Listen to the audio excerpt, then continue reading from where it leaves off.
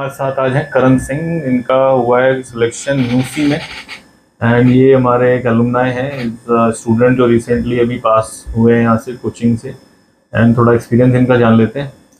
तो करण, अपना इंट्रोडक्शन दे दो, थोड़ा बच्चों को बता दो। मेरा नाम करण सिंह है और मेरा सिलेक्शन हो गया नूसी मैरीटाइम एकेडमी में।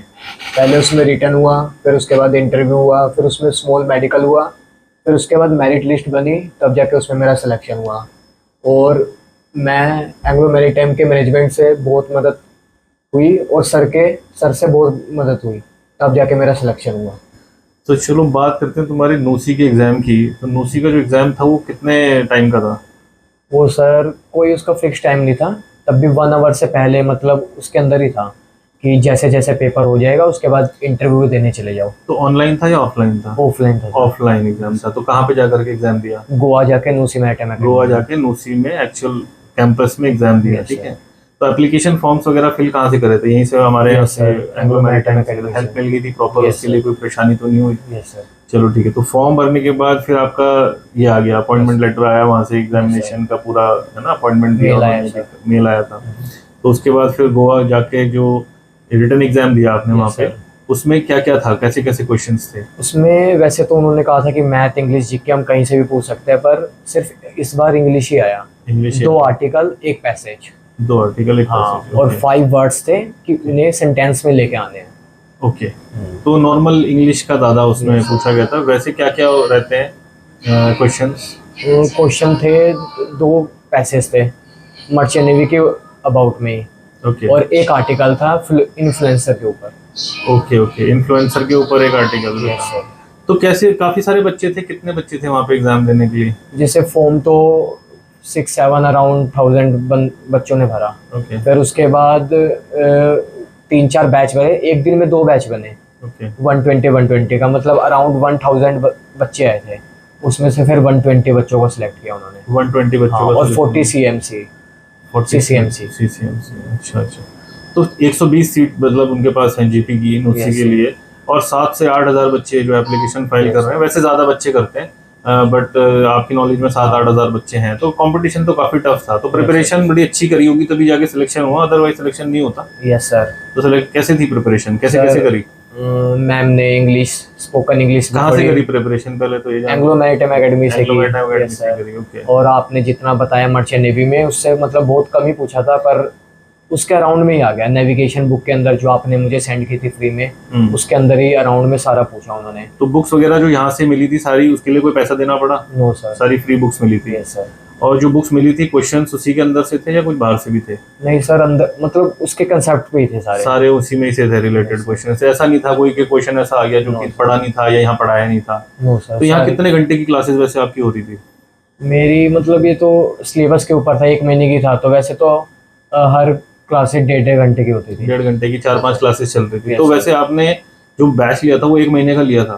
फीस 1 महीने की पे करी थी? Yes sir. बट आपकी जो क्लासेस चली वो कितने महीने चली? पर सर वो 4 मंथ चली, क्योंकि मेरा एग्जाम, मैंने कहा था कि जब तक एग्जामिनेशन नहीं होगा तब तक। तो आपने रिक्वेस्ट करी तो आपकी 1 महीने का जो बैच था वो 4 महीने तक चला। तो 1 महीने की फीस दी थी और 4 महीने की फीस दी? नहीं सर, 1 मंथ। तो 1 महीने की फीस देके 4 महीने पढ़ लिए।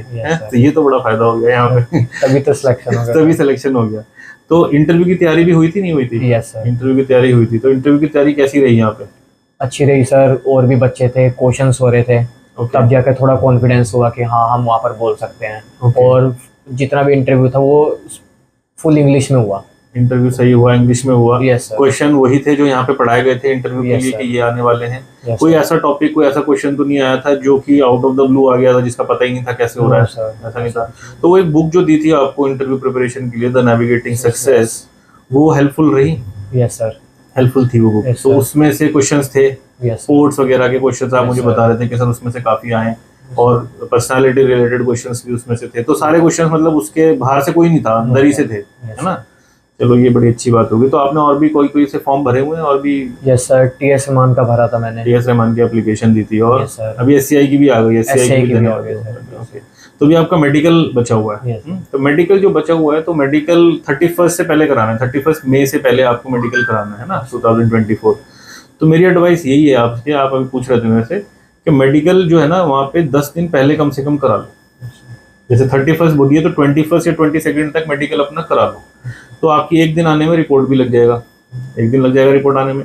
अब उसके बाद अगर कोई उसमें शॉर्ट कमिंग आती है ना, तो उसको फुलफिल कर सकते हो और उस पर वर्कआउट करके आप डॉक्टर से रिक्वेस्ट करके एक बार दोबारा से मेडिकल कराने जा सकते हो 4-5 दिन के बाद कि सर अगर मेरा 2 किलो वेट कम था तो now I worked on it, और 1 हफ्ते में मैंने 2 किलो वेट गेन अगर कर लिया है तो मैं दोबारा से जाके मेडिकल कराऊंगा और मेडिकली फिट हो जाता हूँ और मैं जाकर के एडमिशन ले सकता हूँ, सिलेक्शन मेरा फाइनलाइज हो जाएगा। तो मेडिकल अगर अनफिट हो गया तो सिलेक्शन तो कैंसिल हो जाएगा, है ना। तो ये बड़ा ध्यान रखना है कि मेडिकल टाइम के पे कराने पहुंचो।